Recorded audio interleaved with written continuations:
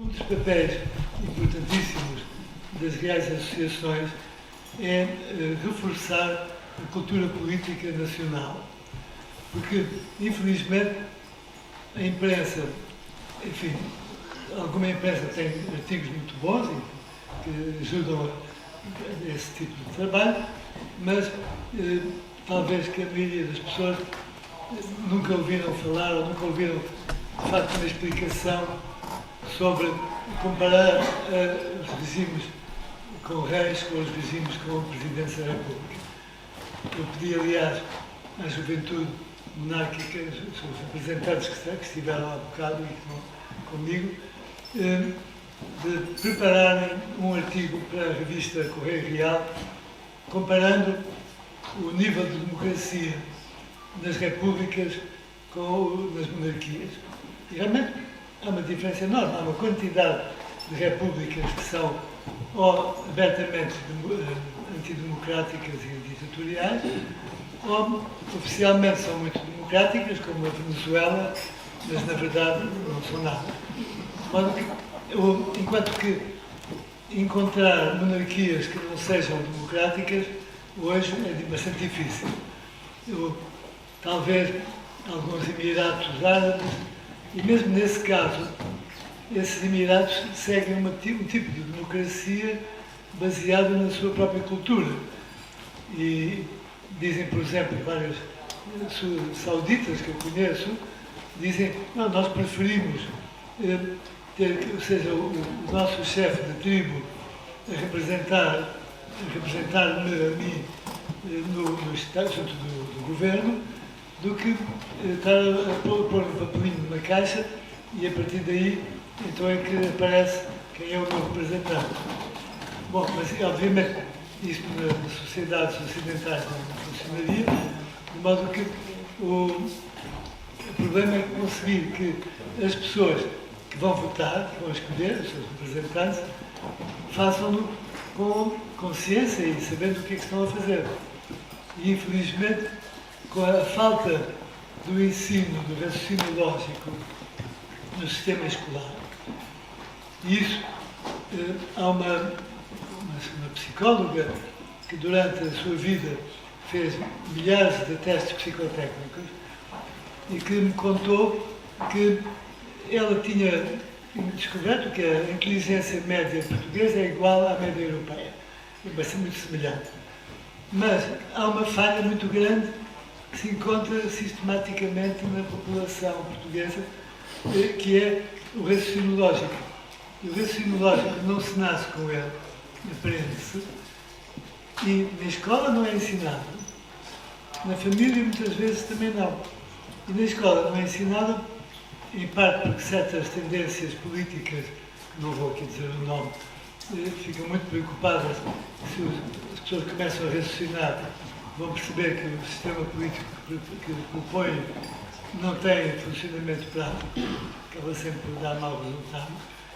E, por outro lado, não preferem que a população não pense, não reaja conforme o seu próprio interesse, mas que viva da simpatia dos candidatos, ou do nome do partido, ou outras características que realmente não deviam ser tomadas em consideração. Basta ver, por exemplo, toda a campanha enorme nos Estados Unidos e até mesmo aqui também, contra o candidato, o antigo presidente Trump, que é acusado de todas as maldades. No entanto, foi o presidente do último em 100 anos que nunca declarou uma guerra e que, no seu mandato, a economia correu bem e, enfim, do modo geral, correu bem. O facto de ele ser assim um bocado, como se diria por aqui, um bocado morcão, não é o mais importante, O mais importante é ter uma pessoa que, sobretudo um chefe de governo, nos Estados Unidos o presidente é chefe de governo, ter um chefe de governo que governe bem e que favoreça aquilo que é importante. Depois a sua educação pessoal, enfim, pessoas muito bem educadas, mas que não são capazes de fazer o que ele fez. Não? Por outro lado, eu creio que o movimento monárquico em geral, particularmente quando está bem organizado, como são as grandes associações, tem um papel atual, imediato, muito importante, que é o papel de educação política. E tem um papel a longo prazo, que é de estar preparado, e os portugueses estarem preparados, quando houver necessidade. Porque, por enquanto, aparentemente está tudo bem, as pessoas não se preocupam muito com as características do regime, mas de repente isto pode mudar tudo e podemos estar numa situação em que é preciso encontrar alternativas. E a alternativa, muitas vezes, pode ser má ou pode ser boa. E, portanto, esse é o grande papel dos monárquicos em geral, das pessoas que têm aquela cultura política que o movimento monárquico dá e que prepara-os para reagirem positivamente perante uma situação de crise política grave. Pode haver uma guerra, pode haver... Enfim, há muitas situações que podem criar crise grave. Por isso, todos nós temos que estar muito gratos a todas as pessoas que militam no movimento monárquico, porque estão a dar do seu esforço, generosamente, sem vantagens económicas ou mesmo vantagens sociais, estão a dar muito do seu tempo e do seu esforço para o bem do país.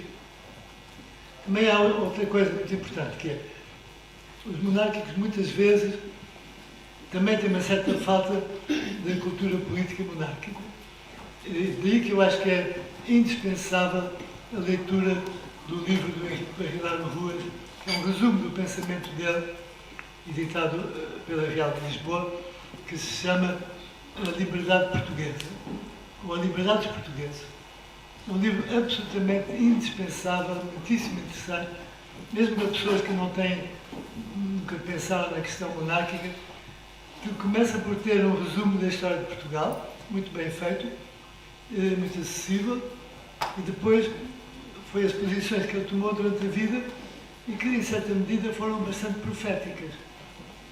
Há um outro trabalho que esse já foi reeditado, que é o livro do arquiteto Gonçalves Ribeiro Teles, e que se chama Porque Sou Monárquico. E, em resumo, ele explica que ele é monárquico porque sempre foi ecologista e que a instituição real é a forma mais ecológica, mais própria da natureza humana de organização do Estado. E por isso é que muita gente aderiu à ideia e passou a ser monárquico por serem ecologistas.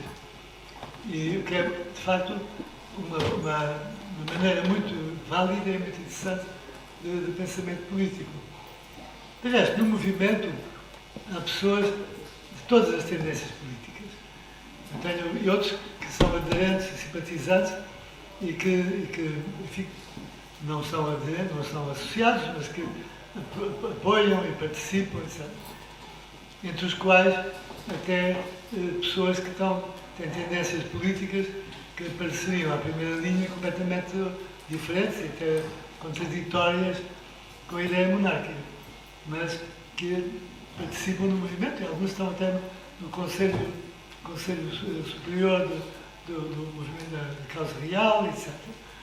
E gente que tem, a maior parte tem uma tendência espiritual católica, mas há muitos que não têm, há muitos que até são completamente indiferentes a essa parte espiritual. Mas aquilo, de facto, é um movimento que pode interessar as pessoas inteligentes e interessadas no futuro de Portugal. E por isso o vosso trabalho é muito importante e pode ser fundamental uma vez que os portugueses começarem a perceber que é preferível ter um rei do que um Presidente da República. Pelas sondagens, eu não sei se estou a repetir em relação ao ano passado, mas houve duas sondagens interessantes, uma feita pela Universidade Católica, em que cerca de 29% dos inquiridos disseram que era melhor ter um rei do que um Presidente da República para defender a democracia portuguesa, e a outra foi pela Comissão do Centenário da República. E eles não o publicaram. Ficaram tão atrapalhados com os resultados do inquérito que eles esconderam-nos. Mas foi visto e sabe-se, conhece, e pode-se um dia obrigar eles a revelarem, porque aquilo custou muito caro. E a pergunta era só: é republicano, sim ou não? 40% respondeu que não são republicanos. É parecido com o outro inquérito da Universidade Católica. Mas depois, os que dizem que não são republicanos têm razões boas para isso. Os que dizem que não são monárquicos, em geral, as razões não são muito lógicas também. Tem a ver com preconceitos em relação ao passado, acharem que os monárquicos defendem o regresso ao passado, que são saudosistas, que são elitistas, que, enfim, e que os reis não eram democráticos. Olha, quer dizer, em cada época os reis eram democráticos à moda da época. E quando foi do regime liberal, passaram a ser democráticos à moda inglesa, copiaram o sistema inglês.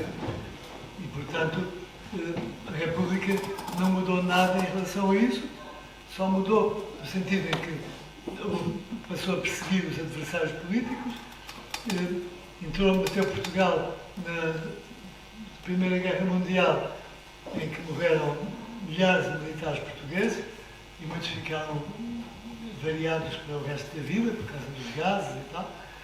Portanto, aquilo correu tão mal a Primeira República, que os mesmos militares que a tinham proclamado acabaram por também derrubá-la e tentar fazer um governo civil. Enfim, um governo enfim, fora dessa linha. Não é?